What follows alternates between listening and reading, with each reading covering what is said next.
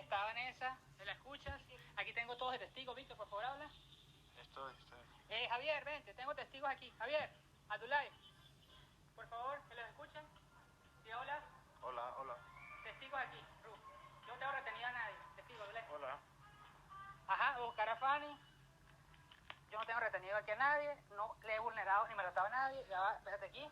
Estoy buscando un fiscal y ahorita voy a llamar a Cancillería, explicar la situación, porque esto ya de verdad es una vaina loca. Loca de verdad. ¿Ustedes me quieren robar? No. Fanny, ¿yo tengo retenida a Vanessa?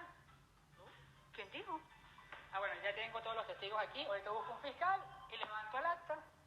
Yo no tengo retenido a nadie aquí, contra su voluntad, a nadie. Lo que sí hay pruebas es que Vanessa entró en mi escritorio, sacó documentos de la embajada, que no sé cuáles, los fotocopió afuera, hay testigos. Ella ingresó a las oficinas de los trabajadores de acá y ya mandé a bajar los videos de las cámaras de seguridad.